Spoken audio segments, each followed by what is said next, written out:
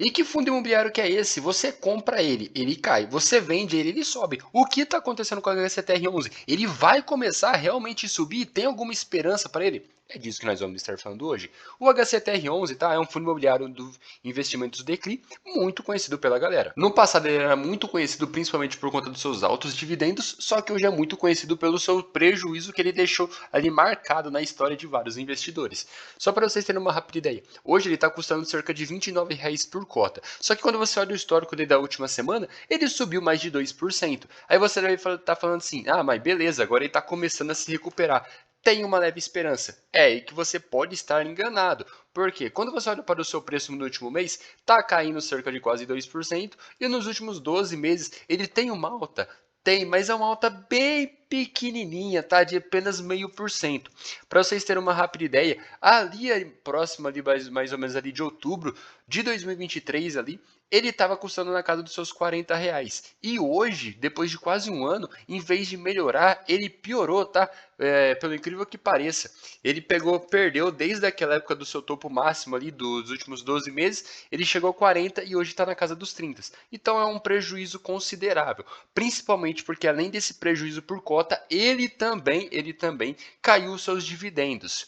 E outra, eu não vou comentar sobre esse histórico aqui, tá? Porque isso daqui é um dos maiores prejuízos da história dos fundos imobiliários. Um fundo bilionário que conseguiu fazer esse nível de cagada. Mas se você é investidor, você está tentando conseguir ali, pelo menos, diminuir um pouco do seu prejuízo, fica nesse vídeo que a gente vai falar aqui se ele tem um pouquinho de esperança e qual deve ser a sua esperança. Logo de cara, vamos ver aqui seus dividendos, tá? Nos últimos meses aqui ele pagou cerca de 1,31%. Quando você olha para isso, você acha que é um baita dividendo, porém você se engana, tá? Por quê? Isso daqui não chega nem próximo do que ele pagava de dividendo. Quando você olha no seu histórico máximo aqui, olha, você vai ver que já teve mês que ele chegou a pagar mais de 2,51 por cota. Então, isso daqui era quase que recorde de dividendo todos os meses no seu passado. Porém, tem muito investidor que comprou nessa época aqui e hoje acumula um prejuízo gigantesco. E desde então, o seu dividendo só vem caindo, tá? Isso aqui trazendo muita tristeza para os investidores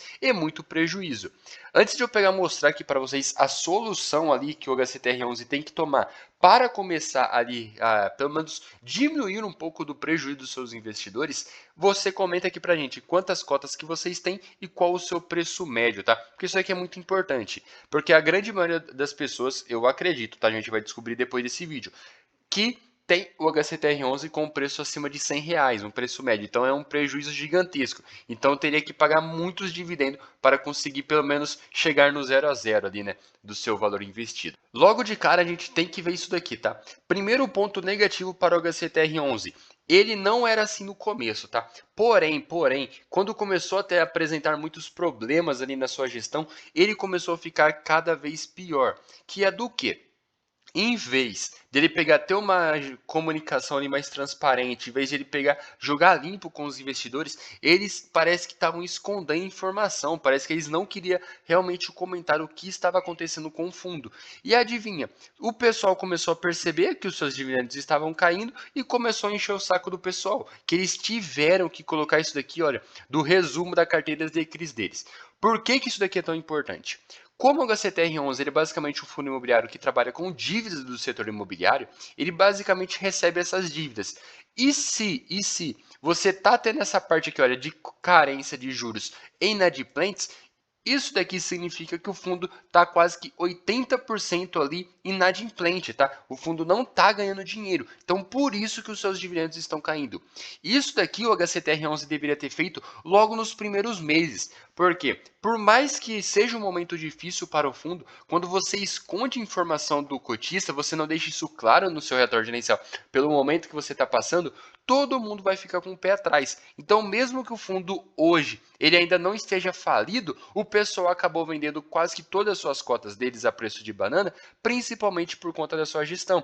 Porque se o fundo chega aqui, olha, fala, olha, a gente tinha uma tese mais arriscada, porém a gente começou a ter alguns problemas e a gente vai fazer tal coisa. O pessoal não teria vendido tanto, pelo menos eu não teria vendido todas as minhas cotas do HCTR11, por conta disso, porque a gente sabe o risco, sabe que pode ter problema. Só que como parece que o pessoal esconde as informações e demora muito mesmo para conseguir lançar essas informações, todo mundo fica com um medo muito grande, porque se isso aconteceu já caindo mais de 80%, imagina quando o fundo cair mais ainda. Então, esse que é um grande perigo do HCTR11. Só que qual que seria a solução dele, tá? A gente tem aqui basicamente dois cenários. Primeiro, hoje, por mais que o fundo não esteja pagando altos dividendos, ele ainda não está todo ferrado. Por quê? Essa parte de carência de juros é aquele famoso waiver, tá? É aquele perdão da dívida temporária. O que isso significa?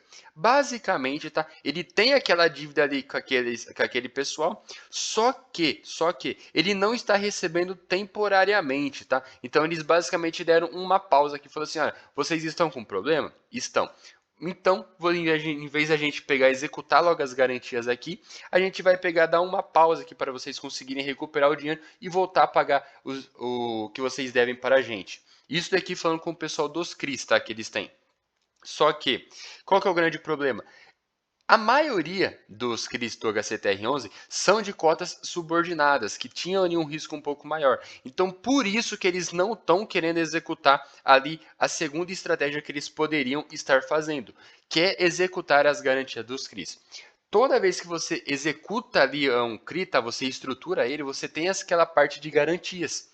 Então, toda vez que tem aquele problema ali no CRI, você pode fazer o quê? Simplesmente pegar aquela parte de garantia e vender. Só que, no caso do HCTR11 não é tão simples assim, porque o pessoal, em vez de ter boas garantias nos CRIs, eles colocaram garantia a preço de banana. Então, por mais que ele execute ali aquelas garantias, vai ter ainda um prejuízo gigantesco. E aí sim o fundo nunca mais tem a mínima possibilidade de conseguir se recuperar. E quando eu falo, é basicamente disso daqui que eu estou falando, tá? Ele é muito atrelado ao setor de multipropriedade e setor hoteleiro, tá?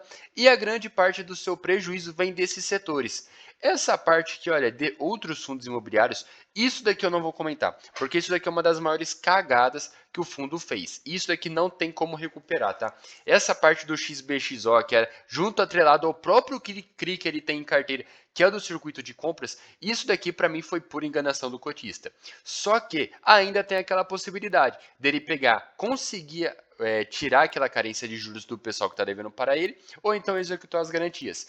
Não acredito que ele vai voltar nem próximo do seu valor patrimonial, que é na casa dos seus R$ 100, porém, ainda tem como ele conseguir voltar ali, subir mais um pouquinho, tá? Principalmente porque hoje mais de 70% dos seus CRIs ainda não afundaram, ainda está em carência de juros. Só que o problema é que essa carência de juros parece não estar andando, porque quando você olha aqui para o seu retorno gerencial, você vai perceber o quê? Que o fundo, basicamente, ele não tá deixando bem claro ali, tá? De como que tá melhorando, se tá melhorando, por que que tá melhorando, por que que não tá. Ele simplesmente passa algumas informações muito supérfluas ali, tá? Não deixando muito claro a real situação do fundo. E esse que é o grande prejuízo, tá? Para o cotista, porque como que o cotista vai tomar uma decisão se isso não está tão claro? Então é isso aí, espero que vocês tenham gostado desse vídeo. Não se esqueça de se inscrever e comenta aqui pra gente. O HCTR11 tem solução?